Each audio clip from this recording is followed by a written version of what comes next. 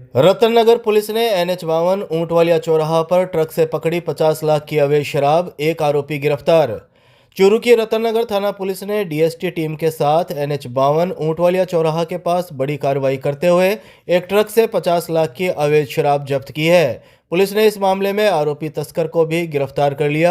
आलू की बोरियों के नीचे छुपाकर इस शराब की तस्करी की जा रही थी। DSP सुनील झाझड़िया ने शाम 5 बजे करीब जानकारी देते हुए बताया कि रतननगर पुलिस और DST टीम ने नाकाबंदी के दौरान NH 52 ऊंटवालिया चौराहा पर राजगढ़ की तरफ से आ रहे एक ट्रक की तलाशी ली तो ट्रक में आलू की बोरियां भरी हुई मिली।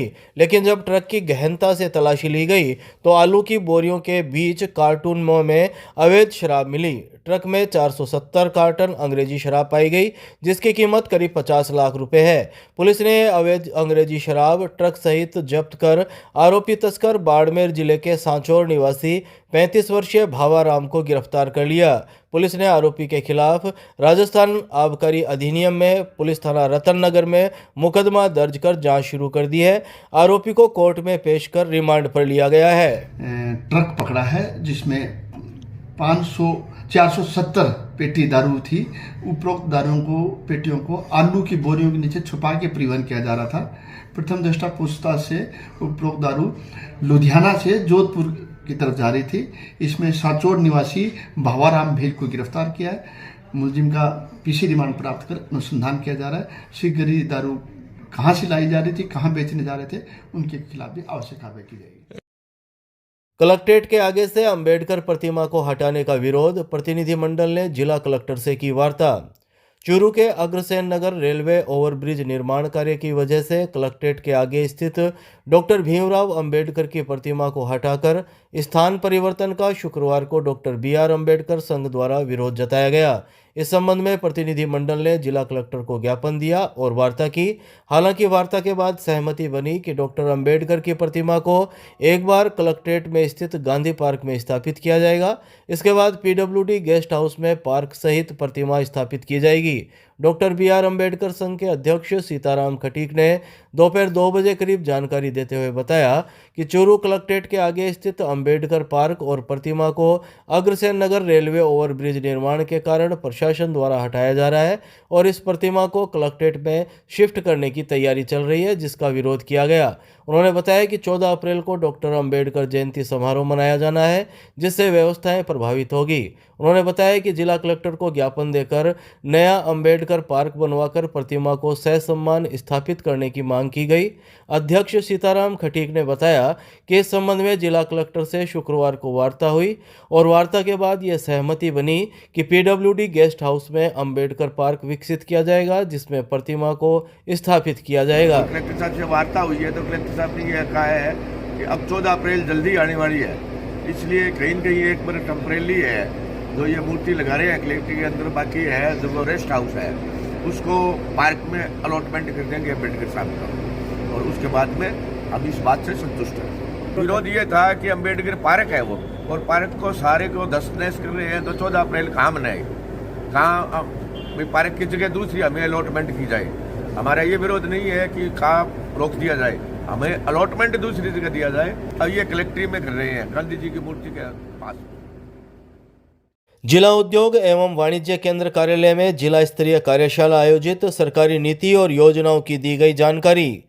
चूरू जिला कलेक्टर अभिषेक सुराणा के निर्देशन में शुक्रवार को जिला उद्योग एवं वाणिज्य केंद्र कार्यालय परिसर में उद्योग विभाग की नीतियों और योजनाओं की जानकारी देने हेतु जिला स्तरीय कार्यशाला आयोजित की गई।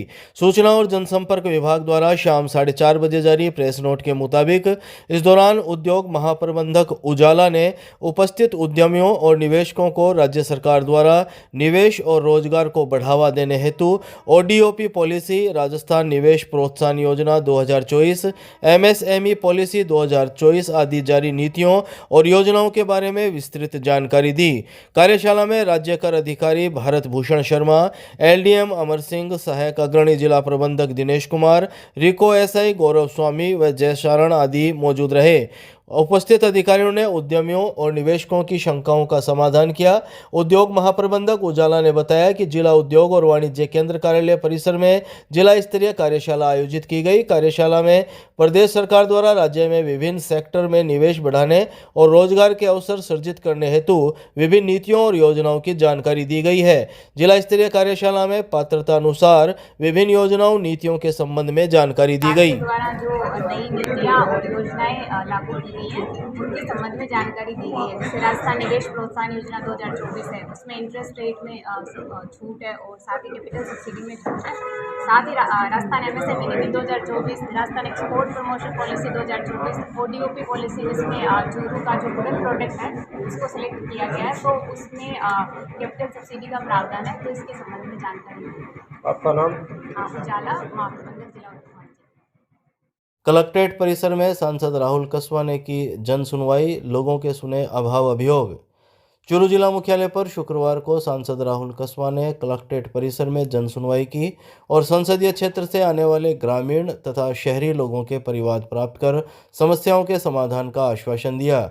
लोग लंबित बिजली कनेक्शन, फसल बीमा क्लेम, ओलावृष्टि, निर्माण कार्य बकाया भुगतान, पानी के कनेक्शन, सफाई व्यवस्था, व्यक्तिगत कार्य, कानूनी विवाद आदि को लेकर एमपी के समक्ष पहुंचे। इस दौरान सांसद राहुल कस्वा ने विभिन्न समस्याओं को लेकर संबंधित विभाग के अधिकारियों से फोन पर बातचीत कर समस्या समाधान करने के निर्देश दिए। सांसद राहुल कस्वा ने कहा कि चूरू संसदीय क्षेत्र उनका अपना परिवार है और लोकसभा परिवार से उनका पूरा जुड़ाव है। जनता की समस्याओं का समाधान करवाने का उनका प्रयास रहता है। उन्होंने बताया कि वे जब भी चूरू आते हैं तो लोगों की जन समस्याओं को सुनकर उसका समाधान करने का प्रयास करते हैं।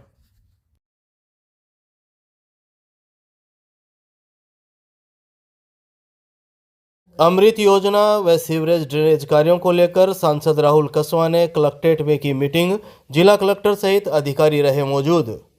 चूरू शहर में सीवरेज ड्रेनेज सहित अमृत योजना को लेकर सांसद राहुल कस्वा ने शुक्रवार को कलेक्ट्रेट में जिला कलेक्टर अभिषेक सुराणा की मौजूदगी में अधिकारियों के साथ एक महत्वपूर्ण मीटिंग की। इस मीटिंग का उद्देश्य शहर में चल रहे अमृत योजना के कार्यों की समीक्षा करना और भविष्य की आवश्यकताओं को ध्यान में रखते हुए योजनाओं को अमली जामा पहनाना था। बैठक के दौरान सांसद राहुल कस्वा ने जोर देते हुए कहा कि अमृत योजना के तहत शहर के विकास के लिए करोड़ों रुपए का बजट स्वीकृत किया गया है। ऐसे में यह सुनिश्चित करना बेहद जरूरी है कि सभी कार्य भविष्य की आवश्यकताओं को ध्यान में रखकर किए जाएं। सांसद कस्वा ने शाम 4 बजे करीब जानकारी देते हुए बताया कि शहर में सीवरेज और ड्रेनेज सिस्टम को सुदृढ़ बनाने के लिए एक नया सीवरेज ट्रीटमेंट प्लांट की स्थापना पहली प्राथमिकता होनी चाहिए। वर्तमान में शहर में 14 MLD पानी की निकासी के लिए एक ही STP क्रियाशील है, जो शहर की बढ़ती जनसंख्या के मद्देनजर अपर्याप्त है। सांसद ने बताया कि नई योजना के तहत 10 और STP बनाने का प्रस्ताव है, जिसके बनने के बाद शहर में 20-25 MLD पानी की निकासी की व्यवस्था सुनिश्चित हो सकेगी। सांसद कस्वा ने आगे सुझाव देते हुए कहा कि सीवरेज और ड्रेनेज के पानी के ट्रीटमेंट के लिए अलग अलग व्यवस्था की जानी चाहिए ताकि पानी का पुनः उपयोग कुशलतापूर्वक किया जा सके। उन्होंने कहा कि गादसर गेनानी के जीर्णोद्धार के लिए अमृत 2 योजना के तहत 11.60 करोड़ रुपए की राशि स्वीकृत की गई है। इस राशि का उपयोग करते हुए सीवरेज और ड्रेनेज के पानी के ट्रीटमेंट प्लांट स्थापित किए जा सकते हैं। उन्होंने कहा कि ट्रीटमेंट के बाद इस पानी का उपयोग सिंचाई के लिए किसानों को दिया जा सकता है। साथ ही शहर के पार्कों और जिला खेल स्टेडियम में भी इसका उपयोग किया जा सकता है। सांसद ने अधिकारियों को निर्देश दिए कि इस संबंध में एक विस्तृत कार्य योजना तैयार की जाए और जल्दी से जल्दी इस पर काम शुरू किया जाए। सांसद कस्वा ने कहा कि सीवरेज और ड्रेनेज के ट्रीटमेंट के बाद प्राप्त पानी का उपयोग कृषि के लिए किस प्रकार किया जाए, इस बारे में नगर परिषद के साथ समन्वय स्थापित कर एक व्यवहारिक कार्य योजना तैयार की जाए। इसके अलावा सांसद कस्वा ने अधिकारियों से सेठानी जोहड़ के पुनरुद्धार के लिए स्वीकृत 20 करोड़ रुपए के बजट के उपयोग के बारे में भी जानकारी मांगी। उन्होंने पूछा कि इस राशि से अब तक जोहड़ के पुनरुद्धार के लिए क्या क्या कार्य किए गए और भविष्य में क्या योजना है। उन्होंने कहा कि ऐसी योजनाएं बनाई जानी चाहिए जो आने वाले कई सालों तक शहर की आवश्यकताओं को पूरा कर सके। इससे न केवल बजट का सही उपयोग होगा बल्कि शहरवासियों को भी बेहतर सुविधाएं मिल सकेगी। चूरू शहर के अंदर करीब 20 MLD पानी पर डे आता है और हमारे पास 14 MLD पानी की ही सीवरेज ट्रीटमेंट प्लांट्स हमारे पास रेडी हैं। उस 14 में से भी अभी वर्किंग में 7.5-8 MLD पानी की सीवरेज की व्यवस्था है। तो कैसे उसको स्पीड अप किया जाए और शहर के अंदर गाजसर में भारत सरकार से पिछली बार जब मैं सांसद था हम 11 करोड़ रुपये एक्स्ट्रा सेंक्शनिंग करवा के लेके आए थे।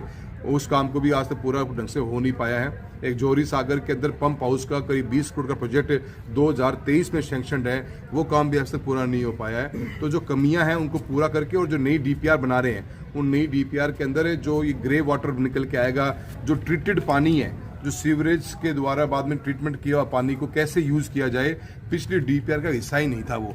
अब उस नई DPR में शामिल करके किसानों को पानी दिया जाए खेती के पर्पज़ से, चाहे हमारे स्टेडियम को पानी दिया जाए, चाहे हमारे पार्क्स को पानी दिया जाए, कैसे उस पानी को रीयूज़ किया जाए, उसके ऊपर जो DPR बन रही है उसकी एक सामूहिक चर्चा करी है। और कलेक्टर महोदय को हमने ये बात जरूर कही है, कमिश्नर के मार्फत से कही है कि जो पेंडिंग वर्क है उनको जल्दी पूरा किया जाए। बारिश का समय आएगा, 3 महीने बाद बारिश शुरू हो जाएगी और उसके अंदर पूरा शहर फिर पानी के अंदर डूबेगा। इससे पहले पंप हाउसेज बन जाएं और पानी को डिस्चार्ज करने का प्लान करें।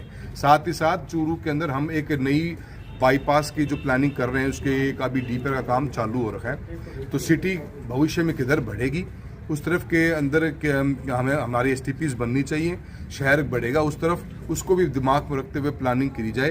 प्लानिंग स्टेज के ऊपर ही शामिल होने की कोशिश कर रहे हैं हम इस बार, ताकि हमारे को जब प्रोजेक्ट पूरे हो जाएं तो बाद में दिक्कतों का सामना ना करना पड़े।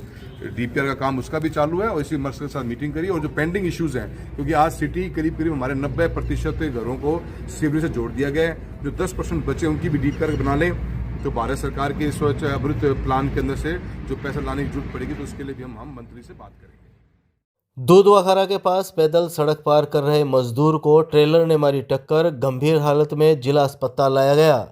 चूरू के दूधवाखारा के पास शुक्रवार को एक श्रमिक सड़क हादसे का शिकार हो गया। पैदल सड़क पार कर रहे श्रमिक को एक ट्रेलर ने टक्कर मार दी, जिससे वह गंभीर घायल हो गया। गंभीर हालत में निजी वाहन से उसे चूरू के राजकीय भरतिया जिला अस्पताल के आपातकालीन वार्ड लाया गया, जहां चिकित्सकों और नर्सिंग स्टाफ ने उसका इलाज शुरू किया। सूचना के बाद अस्पताल चौकी पुलिस ने मामले की जानकारी जुटाई। अस्पताल चौकी पुलिस से शाम 6:30 बजे करीब मिली जानकारी के मुताबिक उत्तर प्रदेश के गोरखपुर का 24 वर्षीय संदीप मजदूरी के लिए राजगढ़ आया हुआ है। दूधवाखारा के पास हाईवे के 4 लेन का कार्य चल रहा है, यहाँ संदीप मजदूरी करता है। शुक्रवार को वह पैदल पानी की कैन भरकर ला रहा था, तभी सड़क पार करते वक्त एक ट्रेलर ने उसको टक्कर मार दी। हादसे में संदीप के हाथ की हड्डी फ्रैक्चर हो गई और उसके सिर और चेहरे पर गंभीर चोटें आई। सुपरवाइजर निजी वाहन से उसे चूरू अस्पताल लेकर पहुंचा, जहां उसके सिर में 14 टांके आए हैं। साथ ही श्रमिकों ने संदीप के घर वालों को भी इस हादसे की सूचना दे दी है।